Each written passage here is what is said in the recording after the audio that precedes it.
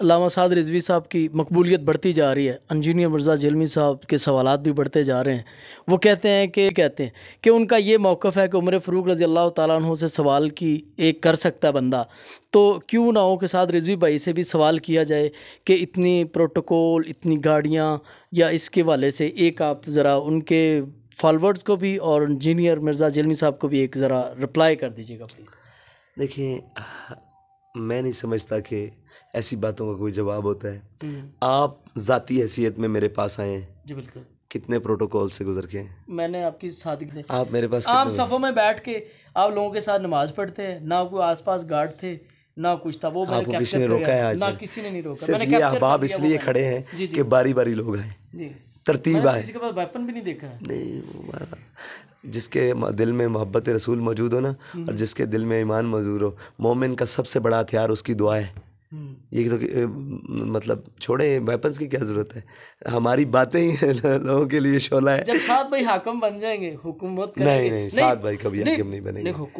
جیتیں گے تو حکومت تو ہوگی نا. ضرورت تو ہے نا لوگوں کو کہ ایماندار بندہ ہو. لوگ تو سمجھتے اگر حاکم بنے تو یہی سادگی کو برقرار رکھیں. دیکھیے، مجھے بتائیں اپنی قوم سے کیا خوف ہوتا ہے. اچھا، یہ جو آپ کو نظر آتے ہیں نا باہر دوست، یہ لوگ آتے ہیں جیسے محبت کرنے والے کارکنان آتے ہیں، وہ آتے ہیں پھرتے ہیں. جب دیکھیں کسی سے محبت کرنے والے، وہ بھی ہم سے ذاتی حیثیت میں محبت نہیں کرتے، وہ اس وجہ سے محبت کرتے ہیں کہ یار یہ لوگ ٹھیک ہیں ابھی تک، ٹھیک ہے. وہ آگے پیچھے چلتے ہیں. اب آپ اور میں ایک ہے، میں اکیلا بھی چلوں، ابھی میں اٹھوں گا تو صاف ظاہر ہے باہر دو دوست ہونے چلیں گے ساتھ، تو یہ پروٹوکول ہے. ان کو کیا پتا ہو کہ یہ سارے محبت والے ہیں، میں ان کے درمیان، اور اگر میں ان کے درمیان کھڑا ہو جاؤں تو لوگ کچھ سمجھ نہیں سکیں گے کہ ان میں سے سعد کون ہے اور کارکن کون ہے اور لیڈر کون ہے. تو الحمدللہ ہم تو قوم کے خادم بن کے قوم کے درمیان رہتے ہیں. آپ کا ذاتی حیثیت میں آپ دنیا میں کہیں بھی جائیں نا، ایک بات یہ کلیئر رکھیے گا کہ آپ نے کتنے پروٹوکول سے آئے ہیں. باہر مین دروازے سے لے کر اندر تک آپ کو کوئی اسلحہ نام کی چیز نظر آئی ہے، کسی نے آپ سے کوئی بدتمیزی کی ہے، میری ذاتی حیثیت میں کوئی ایسی بات ہوئی ہے، ٹھیک ہے. اب اس سے زیادہ تو ہم سب آئے. اور ویسے بھی بکتم کے آگے گفتم کیا. ویسے ناظرین، اور جو الیکشنز میں قوم کے جو حقوق ہیں ان کی جو بات کر رہے ہیں، ان کو مار رہے ہیں، تو آپ یہ دیکھیں کہ یہ بکھلا گئے ہیں. اور بکھلایا ہوا آدمی ایسی حرکتیں کرتا ہے.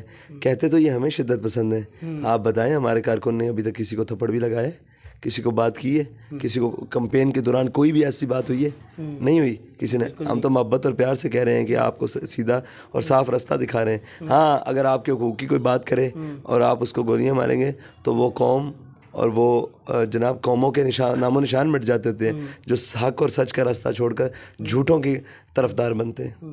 آپ نے پورے ملک کے اندر بڑی کمپین چلانا ہوا. ایسے ہوتا ہے کہ جب بھی کوئی سپہ سالار قائد دنیا سے الگ ہو جاتے ہیں تو وہ بکھلاہٹ کا شکار ہو جاتی ہیں تنظیمیں، گروہ. لیکن ٹی ایل پی کا مورال آپ کیسا دیکھ رہے ہیں؟ اس سے پہلے سے بھی زیادہ بلند دیکھ رہے ہیں یا آپ بکھرا دیکھ رہے ہیں لوگوں کو؟ دیکھیں، جب سپہ سالار یا قائد یا رہنما لیڈر دنیا سے جاتے ہیں نا، تو وہ تنظیمیں بکھلاہٹ کا شکار ہوتی ہیں یا وہ تنظیمیں انتشار کا شکار ہوتی ہیں جو اپنے نظریے کو چھوڑ دیتی ہیں. تحریک لبیک نے اپنے نظریے کو نہیں چھوڑا. کوئی قائد نے جو ان کو نظریہ دیا اس پر انہوں نے جانیں بھی دی اور مال بھی دیا، وقت بھی دیا، خون بھی دیا. اب وقت آ گیا، ووٹ بھی دیں گے. اچھا، جتنے بھی لیڈر ہوتے ہیں سب کیبن میں ہوتے ہیں، کوئی کنٹینر کے اندر پروٹیکشن ہوتے ہیں. لیکن میں نے سعد رضوی صاحب کو دیکھا، مجھے میرے گھر والے کہہ رہے تھے نہیں، آپ نے کہا عمران خان کی بہت سی باتوں سے اختلاف کیا جا سکتا ہے، لیکن آپ صلی اللہ علیہ وسلم کی وہ جشن عید میلاد النبی صلی اللہ علیہ وسلم کے اوپر انہوں نے سیرت النبی کانفرنس کا انعقاد کیا ہوا سرکاری سطح پہ، اس کو ویسے آپ اپریشیٹ کرتے ہیں؟ دیکھیں، بہت ساری چیزیں ہیں جو اپریسیشن والی ہوتی ہیں. مسئلہ یہ نہیں ہے کہ ہم اپریشیٹ نہیں کرتے. ہم تو بہت ساری چیزوں کو، بابا جی نے یاد ہوگا وہ سلمان رشدی کے ساتھ نہیں گیا تھا پروگرام میں، تو بابا جی نے کہا تھا کہ ہم اس کو سلام عقیدت پیش کرتے ہیں. یہ نہیں ہے کہ ہم صرف ڈنڈا اٹھا کر پیچھے ہی پڑے رہتے ہیں کہ یہ بھی غلط ہے وہ بھی نہیں. ہم اچھی چیزوں کے، ہم جانتے ہیں کہ جو اچھی چیزیں ہیں ان کو ہمیشہ ان کی جناب اپریسیشن کی ہے، ان کو خوشائن قرار دیا ہے. لیکن جو چیزیں بری ہیں نا، وہ چیزیں نہایت بری ہیں. زبردست. یہ بھی ایک امن کا پیغام ہے کہ آپ نے کوئی امن کا پیغام، اسلام تو مکمل امن کا پیغام ہے. حضور کی ذات اور حضور کا پیغام سارا امن کا ہے.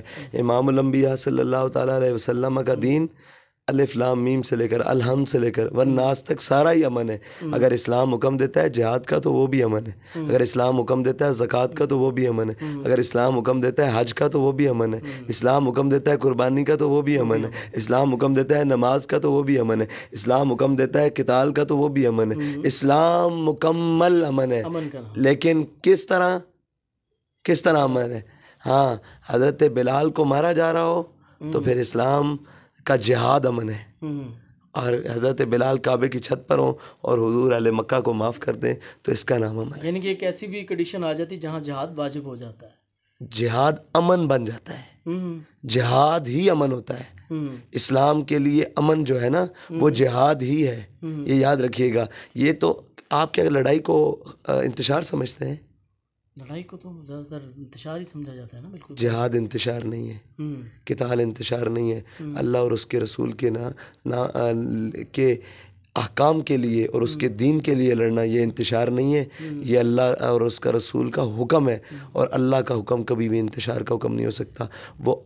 وہ اللہ کا حکم حق کا حکم ہے اور وہ سچ کا حکم ہے اور اللہ کا حکم ہی غالب ہو کے رہتا ہے. Second last question. عدت کے اندر خان صاحب نے نکاح کا کیس ریاست نے سنا دیا، لیکن شریعت اس میں کیا کہتی ہے؟ ویسے اختلاف سے ہٹ کے آپ بتائیے گا. دیکھیں، شریعت کے معاملات جو ہے نا وہ پاکستان میں ان سارے معاملات کو آپ دیکھیں کہ شریعت کے خلاف کہاں کہاں بغاوت ہو رہی ہے. اس ملک کے اندر سرکاری سطح پر سود چل رہا ہے تو ایک عدت سے زیادہ یہ شدت رکھتا ہے. زبردست. ٹھیک ہے، اس ملک کے اندر